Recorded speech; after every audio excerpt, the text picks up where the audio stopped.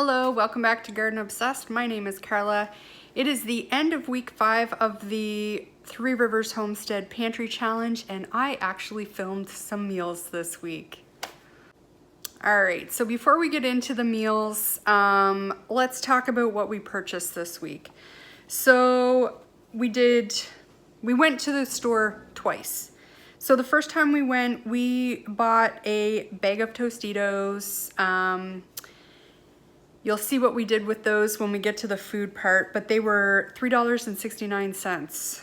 And I also bought a bottle of pop. It was $2.49.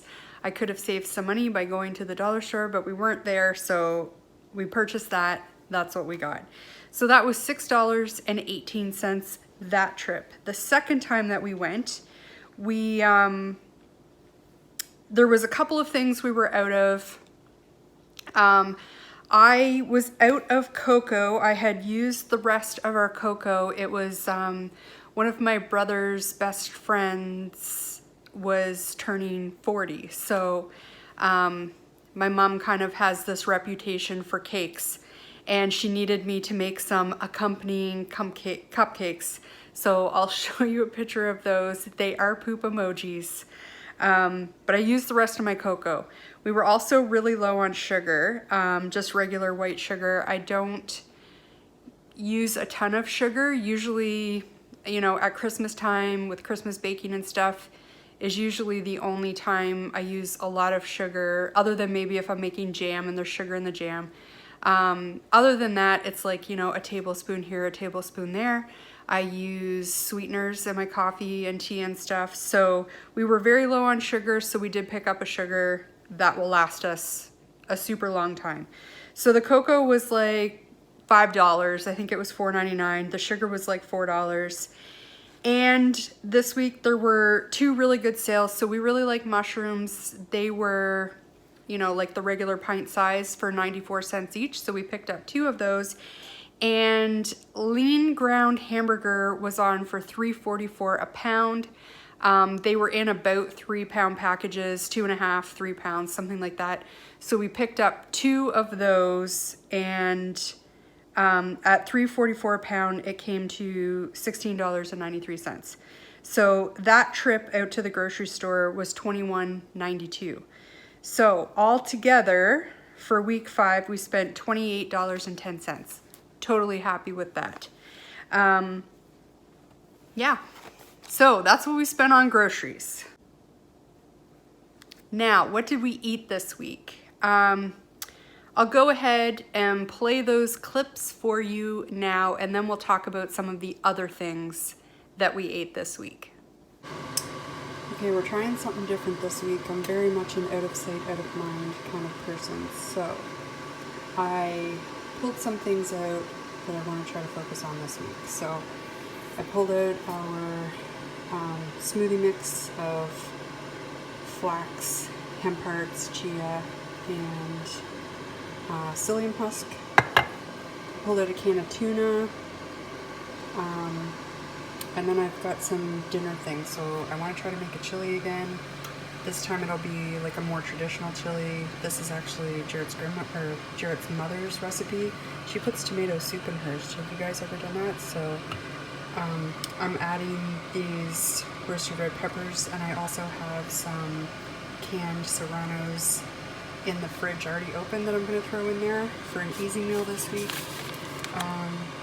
Like we got all that broccoli this week, so some of that is going to go in this. Some of it's going to go in our jambalaya. But there's some mystery beef in the basement that Jarrett bought. I'm not sure. It's either stew beef or stir-fry beef, so it'll work either way. And to make my life easier, one night we'll have some, you know, pre-cooked. Just have to heat up rice. I'm going to make jambalaya. I'm going to add a can of rotel to it, and probably whatever broccoli we don't use for this will go in the jambalaya. And I want to try this. I haven't tried it yet, so anyway. Then we have some enchilada sauce. I've got my brown basmati rice, and we've had these in the cupboard for a while, so I think I'm going to add some of these along with some of the rotisserie chicken that we still have left from Costco. Some of it will go in this, some of it will go in the jambalaya, along with some frozen sausage that we have, and if I can find some shrimp, it'll go in there too. And to the chili, I have 1 pound of beef left, but I will add a pound of turkey to that as well. So that is what I'm going to try this week, and we'll see if it's a little easier to go with the plan. Having things out on the counter ready to go for meals this week worked really well. The only thing I didn't get to was the beef and broccoli stir fry. Probably we're gonna do that today. It'll just roll on into the next week. I also didn't make any smoothies for breakfast this week, but I'll leave it here, and this week maybe I'll have some smoothies. And I added just this package. I'm gonna make some biscuits, and Jarrett will be able to take those with his lunch. These actually work really well in the air fryer. Our oven still hasn't been fixed. I haven't felt like dealing with it. So that's the plan. All right, we made some jambalaya this week. This was 2 sausage links decased of Italian sausage with some peppers and broccoli, a can of Rotel, and then I added the box mix, which was the rice, the seasonings, and I also added some frozen shrimp that we had laying around. It turned out super delicious. I really liked this dinner. We had lots of leftovers, and as far as box meals go, I thought this was a really good one, and you're able to add a lot of vegetables and really up the nutrient content. All right, this was enchiladas. We used the rest of our shredded rotisserie chicken. To that, I added red beans, rice, and some peppers. I had half a can of salsa left in the fridge, so I added that. That was our filling. I rolled this up in those keto wraps that we got at Costco, and we used that large can of enchilada sauce that we bought, I think it was towards the beginning of the month, and I didn't love it. So I think next year enchilada sauce is definitely on our must-make list. All right, we're in the middle of week 5 here of the pantry challenge, but it was also the end of January. And as we've rotated through some of the things that we have had in our pantry and in our freezer, we've also been essentially restocking our freezer with leftovers and extras of things that are feeding us lunches and are convenience meals for us when we, don't feel like cooking. So I made a big batch of kale and quinoa soup. We still have some extras of that. We have extra jambalaya, white chicken chili. We put up an extra mac and cheese. We have 2 batches of enchiladas. We have quesadillas that Jarrett's been enjoying at work, and we still have some egg rolls that we can have as part of a meal one night. There may be some things that I forgot, but this was just what was easy to grab. I know you're all shocked, but here I am making chili again. This is Jarrett's mother's recipe for chili. It's more of a traditional chili without the squash and stuff this time. I added a little more chili powder than she usually does. Her recipe calls for 1 teaspoon. I added a tablespoon. I also added cumin, which her recipe doesn't call for. And her recipe also includes paprika and oregano, salt. There's a little bit of sugar. And I ended up, you'll see there's a bottle of red roasted peppers there. I didn't end up adding those. I thought there was enough going on, and we'll save those for something else later on. But I'm just getting all of my spices while I'm waiting for my meat to kind of thaw. It was still half frozen, and mixing them up in a bowl so that I can add those when the time is right. Her recipe calls for 1 pound of beef. You'll see I have a little bit more than that in here.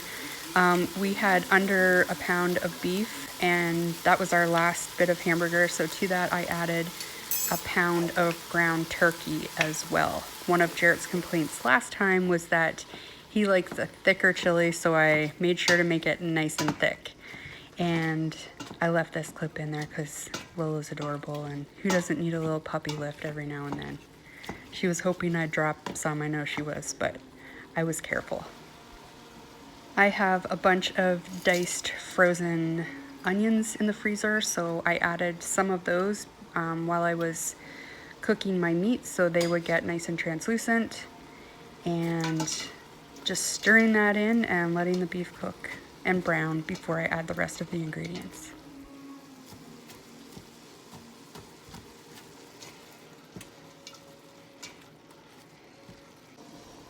Jarrett's mom's recipe calls for garlic salt, which we don't have and I typically don't buy, but we have lots of fresh garlic, so I added a couple cloves of fresh garlic instead of the garlic salt. If you don't have one of these garlic peelers and a garlic press, they're both life-changing, and if you like garlic in your food, I highly recommend getting both of them.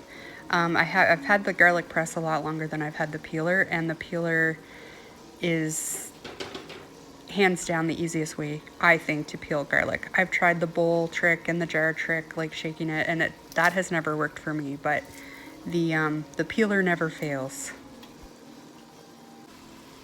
All right, it was time to add all of our canned ingredients. So I'm getting the beans opened up. I added a can of black beans and a can of kidney beans. I drained and rinsed them well before I added them to the pot. And I also added one of the very large cans of diced tomatoes. I think her recipe originally called for whole tomatoes that I don't know how she prepared them, but I always buy diced tomatoes. I find them easier to use. And as well, she also added a can of tomato soup. I wasn't sure if she added just the soup. I added it first. It looked like it needed a little bit more liquid, so I went ahead and added a can of water along with the soup.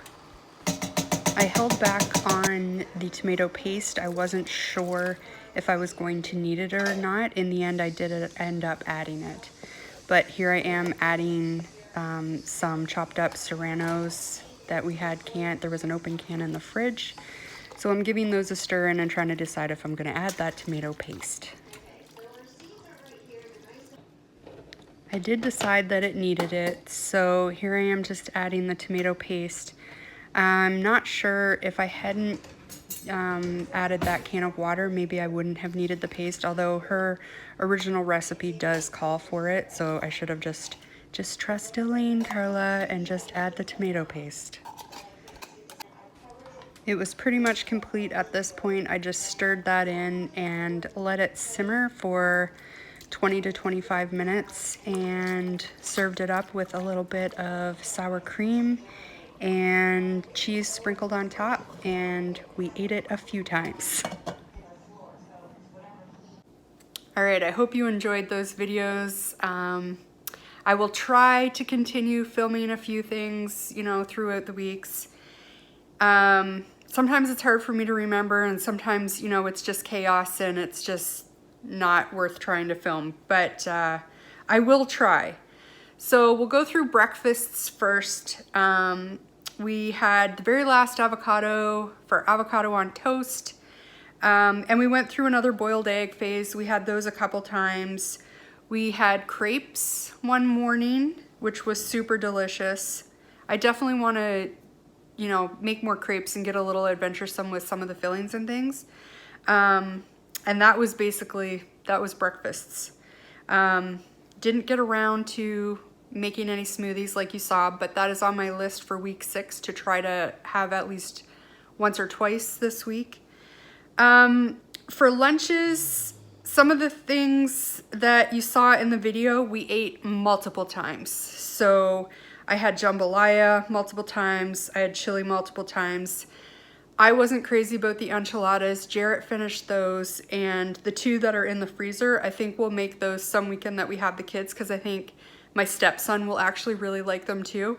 So the boys can eat those and the girls will find something else to eat. But we also had some chicken sandwiches at the beginning of the week from that roast chicken that we got at Costco. I had tuna sandwich one day for lunch, and Jarrett took the rest to lunch or to work with him. We got the chips because some of the chicken from that rotisserie chicken, I made 2 buffalo chicken dips, and that was the rest of that seasoning packet. So we are done that. No more buffalo dip. So we needed to have the chips to go with the buffalo dip, right? We did, at the beginning of the week, when we purchased those scallops, they were in 1 box and 1 single bag. And I ended up divvying those up into 6 different meals for Jarrett and I. And there were a few extras, so, you know, we had to test those out, right? We made those in the air fryer, and then we just had some white chicken chili to go with them from the freezer. We bought those steaks, and we ended up having steak and mushrooms and Brussels sprouts one night for supper. It was delicious. I'll throw a picture up. The picture, you know, it was evening on my phone. It's not the greatest picture. It was so good though. Jarrett is like the best barbecuer. I really, really enjoyed it. And one night that we had chili, we had that Asian cashew salad that we had gotten at Costco along with it. And that is what we ate in week 5.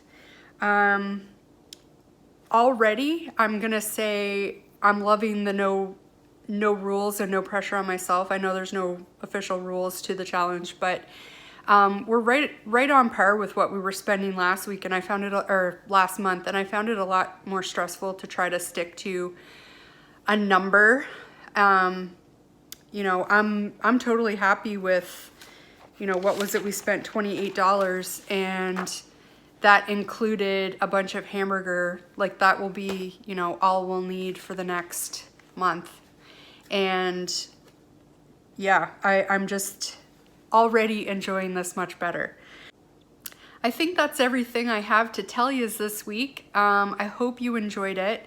I will continue to try to make those videos. I know they're a little more interesting than just sitting here and watching me talk. Yeah, I hope you come back for at least, you know, the rest of the pantry challenge update videos. And if you enjoy those, take a look through the catalog and see if there's anything else that sparks your interest. We're getting into the seed starting, so expect some more of those videos coming up. And maybe some what I'm planning to grow in the grocery garden, in the vegetable garden this summer, and maybe a flower one too. So definitely a dahlia one coming up. You know there's going to be a dahlia one. So come back. Hope you enjoyed. Have a great week, and we'll see you next time.